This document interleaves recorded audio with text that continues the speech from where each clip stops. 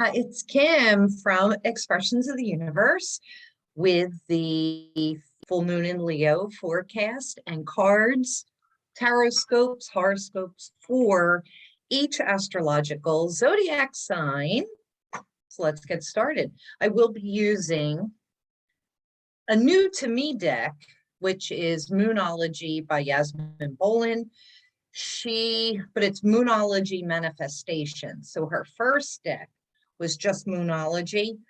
I haven't even opened this yet, but I'm familiar with the deck. And I'm going to start with pulling cards for you guys first, and then I will get into the astrology of the full moon this week. It will be happening on February 16th at 11:56 a.m. Eastern Standard Time. Adjust for your time zone. The full moon will be in Leo, which I love because I have a Leo moon. The degree will be, see, I haven't even opened it yet. I'm gonna crack the seal. I have a 15-degree Leo moon, and this full moon is at 27 degrees. So Tuesday, February 15th, the moon will be hitting my moon. Currently, as I'm recording this, the moon has just moved into Leo. And I'll give you that energy update and report and my channeled messages for this full moon cycle. It is most commonly known as the snow moon because in February here in the Northern Hemisphere, heavy snows fall. And we did have snow yesterday here after beautiful 60-degree weather. And today it is so bitter cold. But I know it's going up to 70 degrees this week, so I don't care. Before I pull the cards for each sign, I just want to show you something that I got at an arts and crafts store this weekend. It's a Christmas ball, so it was like 90% off. I think I got it for $1 maybe. And I'm just gonna hang it here, but it's all of the planets and the sun and the moon. I love it. I absolutely love it. It's so me, isn't it? All right. So you want to pay attention to your sun sign, your rising sign, and your moon sign. If you don't know what they are, very easy to look up. You can go to astro.com, plug in your date, time, and place of birth, and pull up a chart, which is a good segue to, I know I have an Astrology 101 video out there, but I'm going to be recording more Astrology 101s, 102s, 103s. I'm going to be doing some more astrology how-to videos so that you can all try to figure out interpreting your charts because it's really, I think it's important to know. So we're going to start with Aries, as I always do. Aries sun signs, rising signs, and moons.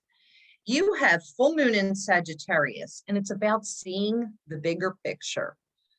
And boy, the light is a little too bright, I'm going to fix it right now. Hopefully this is better. So for the Aries suns, risings, and moons, it is about seeing the bigger picture, taking a higher perspective of everything, and not being so granular with the situation. You'll see how that goes with what my energy report for this full moon is and the channel messages that I picked up about this. Taurus, suns, risings, and moons. This says breathe through the tension, full moon in Scorpio energy.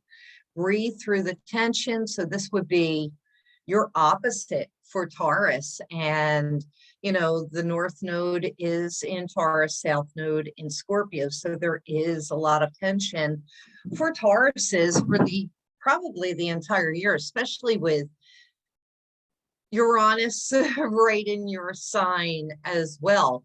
So yeah, this is a good technique. Breathe through the tension. Geminis, you have first quarter moon in Leo, and it's about being humble. So Geminis, you don't have to boast about your abilities and your knowledge. And because we know that you're a master of many, or I should say jack of all trades, maybe, chock full of knowledge. But be humble about it, you know, don't be an ass. Cancers, first quarter moon in Cancer, ooh, push through any insecurity. So there is a lot of energy in Capricorn right now, which is opposing, you know, any sun rising stellium or moon in Cancer.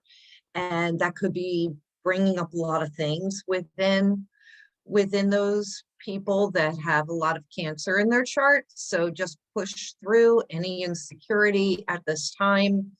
For all of us, it is about taking a big breath. Maybe I should have done the astrology energy report first so it would blend in better, but I know you all like to get your cards first. So Leo, this is your full moon. It's first quarter moon in Gemini. Speak your world into being. And that's so interesting because it really goes with message that I will be putting out in a minute about this full moon in Leo. It's about, you know, shifting our energy, holding our energy. Our thoughts and our words is what is showing up in our lives. Now more than ever, we have an opportunity to shift that, shift our thoughts, shift our words. So Leos, there you go. It's evident in the card. Virgos, new moon in Gemini. And you know, it's interesting too, because although there really isn't anything in Gemini right now, there's a lot of air energy, air element energy, and that would pertain to Gemini. So it is about thoughts and words. Virgos, new moon in Gemini, think it through. So before you, Virgos, before you take any big leaps, you want to sit with something, think it through. Don't do anything rash or harsh, but, you know, give it a day. And if you still feel that same way, then go ahead and do whatever it is that you wanted to do. You know, the full moon is for releasing, for letting go, for discarding and getting rid of. So before you actually put someone or something out into the trash, Virgos, give it a day, sleep on it. And if you still feel the same way, then go ahead and do it.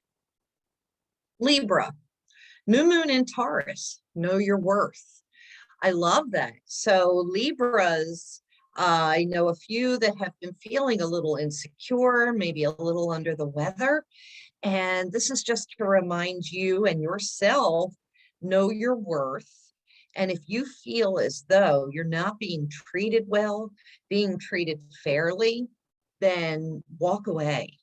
But this is also about treating yourself well and knowing your own self-worth. Scorpios, new moon in Aries, and it's telling you Scorpios to go for it. I know Scorpios have been through a really rough time for quite some time, and there could be another year of a little bit of tension. So Scorpios, if you've been feeling the desire to start something new, this would be really great time for you to do it. Go for it. I feel like I have a little feather or hair at my nose. Excuse me. I should have Should have went like that. Sagittarius, first quarter moon in Sagittarius. Believe in your good luck. I love that. And I think Sagittarians are really good at believing in themselves, believing in their good luck, and believing in their beliefs for sure.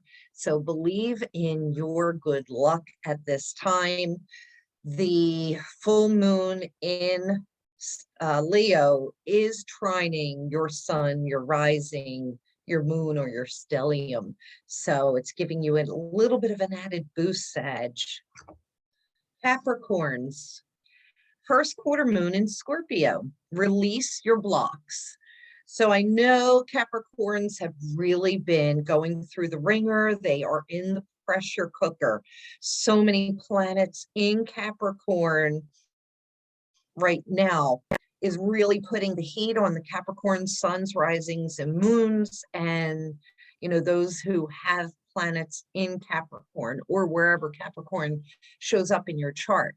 So with this full moon, release those blocks so that you can bring in what it is you are trying to manifest. Aquarius. So this full moon, the sun is in Aquarius. The full moon is opposing anybody who was born February 16th, 17th, 15th. So big highlight there. And you have first quarter moon in Aries. Step into your power. So use this power of the sun in Aquarius and that full moon opposing you, challenging you to step into your power. This is really fantastic full moon for you Aquarians. And last but not least, the Pisces. Oh, and guess what? New moon in Pisces, attuned to the divine. I love that. So Pisces, this is a fiery moon. The sun is in air. What can I say about this? This is really about you sitting within yourself, tapping in, getting grounded, and listening and paying attention to the messages that you are getting during this full moon and allowing that to stir your creative juices. All right, and I guess I will pick a card for the week. I know that I didn't write up that Andean cross that I had pulled a couple of weeks ago. You know, my life's been a little crazy. So the collective energy for everyone, I'm getting last quarter moon in Virgo, and it's about us attending to the details. Now I'm going to tell you what the details are. All right, so I like that. I'm going to put that to the side and think about that this week. All right, so I'm going to bring up the full moon chart and I will share my screen with you. While I read to you the messages that I have picked up. All right, so this is the chart of the full moon on February 16th at 11:56 a.m. I set it for New York. It's Eastern Standard Time. Just know that depending on where you are in the world, the placement could be slightly different because you're in different time zones. However, all the degrees are the same. So there's a slight shift, you know, depending on how far away you are from East Coast. Going out to Pacific time zone, it would be a 1 house shift. And looking at Europe, it's 1 or 2 house shift in another direction. But the main energy here is, I mean, it's evident. Look at this grand cross. It's tension, tension, tension, tension. We have the sun up here in the 10th house, almost entering Pisces. The moon's down here in the 4th house. Now, if you've watched me before, we're talking about, you know, our inner world, our inner life, our family, ancestors, roots, and the outer world, our careers, our jobs, what we're known for out there. That's where the opposition is. And this moon is having us look at things within our family, within our roots, the stories that we've been telling. Where the squaring is between the North Node and the South Node. And, you know, we do have Uranus up here. So there is tension here about how we're going to move away from the past and move into the future. That's what these squares are. That's what this Grand Cross is. In addition to this, you know, we do have other harmonious aspects. There is Thor's hammer, the hammer of Thor, between the moon, the South Node, and Chiron.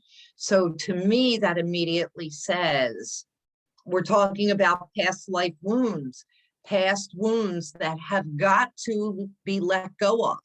So which life is it from? You know, because the handle is here, the handle of the hammer, it's going to come down either on our Chiron, self-image wounds, or our inner turmoil, our inner grief that we hold on to.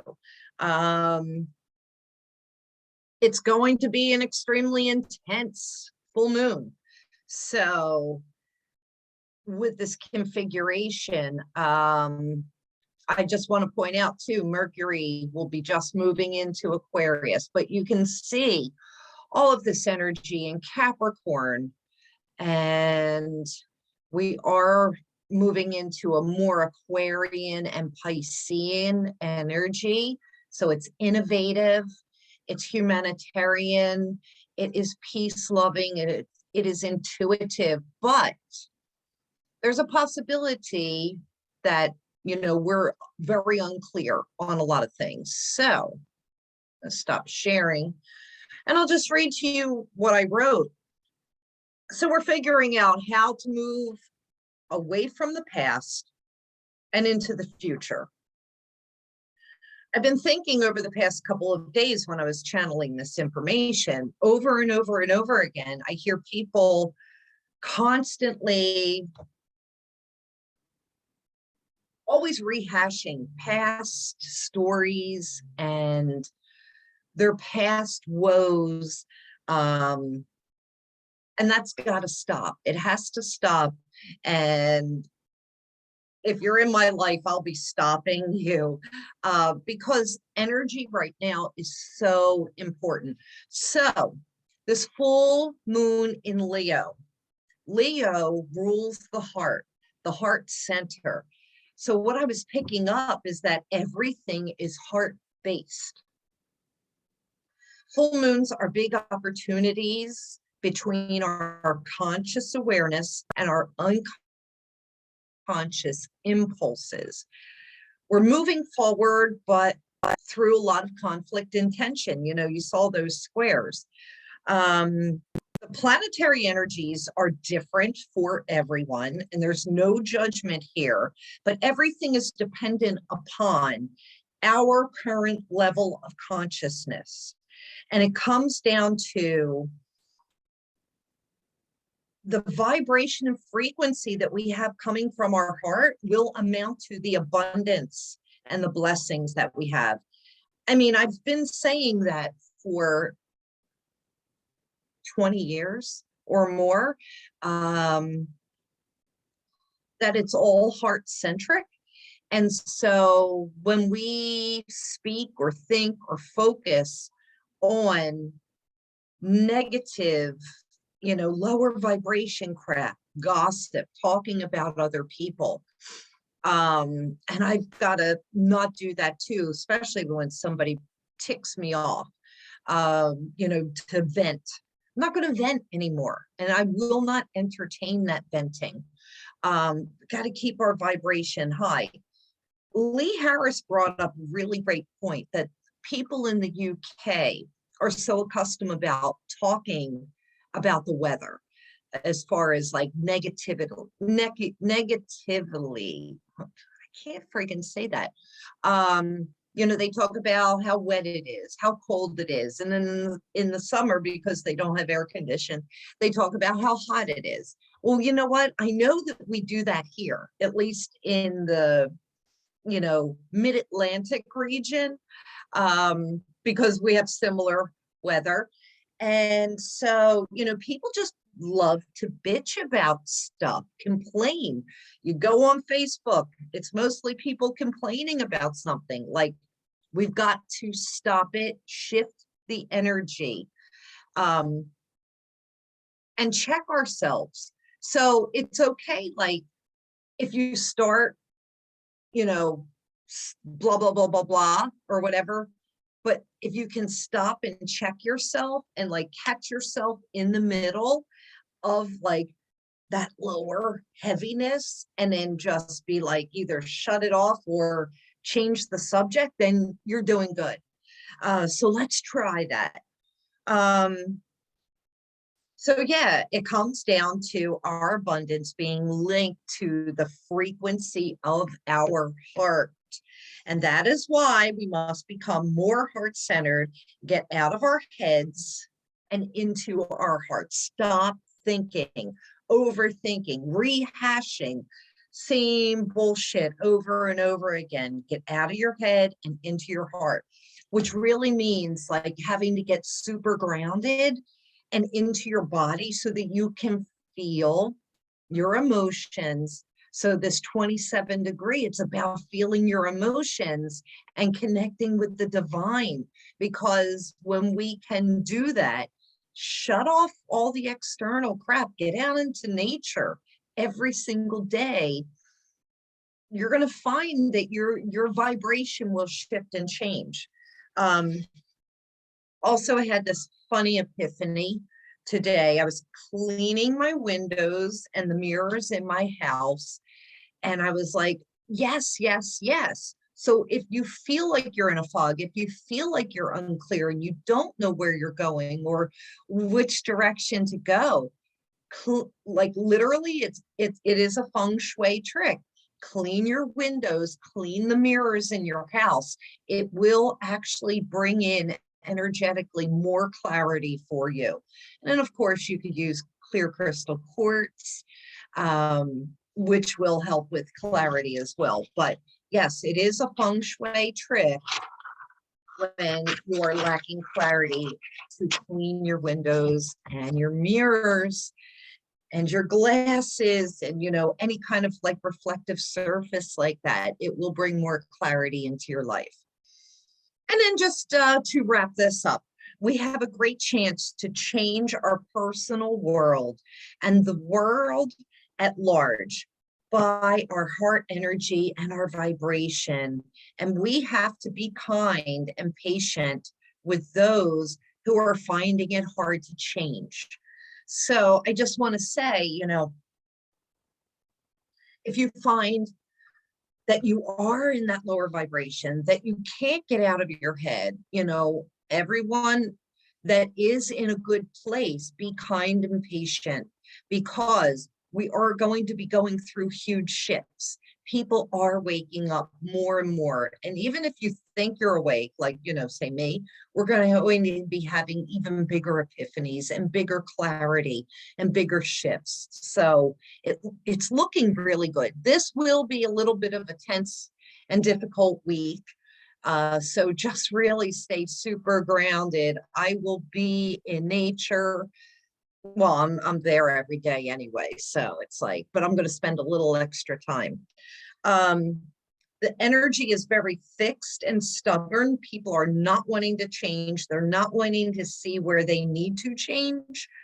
It's very mental, very up in our heads. But all of those angles that you saw in the chart, that is an indication of new beginnings. So, full moons get rid of the old and bring in the new. And like I said, it's between the conscious mind and the unconscious impulses. So that is all I have for you this week. I hope you've liked this video. Stay tuned because I will be recording some astrology tutorials so that you can learn how to read your chart. Basic, but informative. And thank you so much for watching, and I'll see you soon. Take care and have a great week. Happy full moon.